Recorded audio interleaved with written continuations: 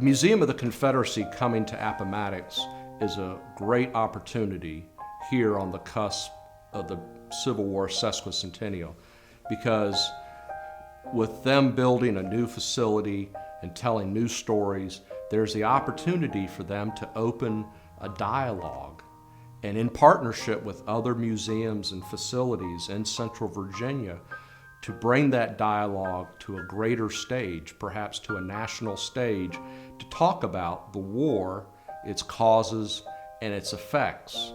What I appreciate about being so closely linked geographically to the Museum of the Confederacy, that is the Moden Museum, is I think we both understand that there are critical turning points in America's history that we each represent.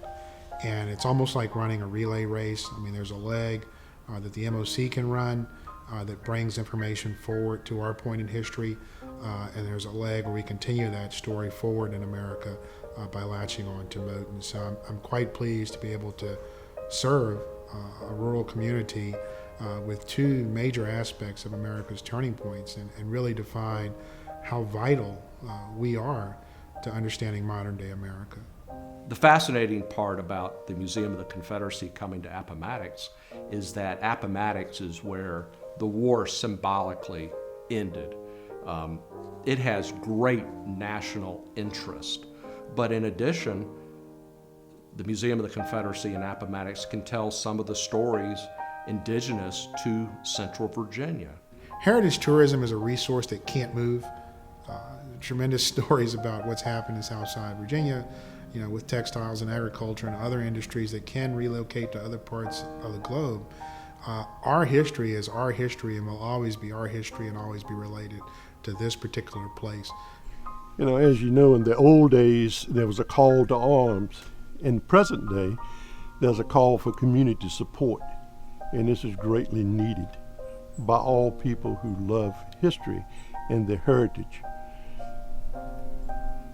Who we are today is based on what our forefathers established in this state. And the Museum of the Confederacy at Appomattox is a way to maintain and show that to surrounding communities. It's interesting. I was a kid during the centennial, and I run into so many people these days who became history buffs during the centennial of the Civil War. It's what piqued their interest.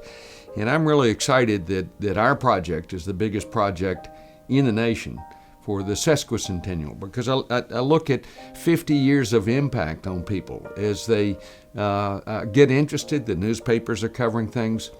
It is going to make an impact for generations to come, because it's going to be a full-fledged museum with a large exhibit galleries, a long experience for the visitor, and an educational center.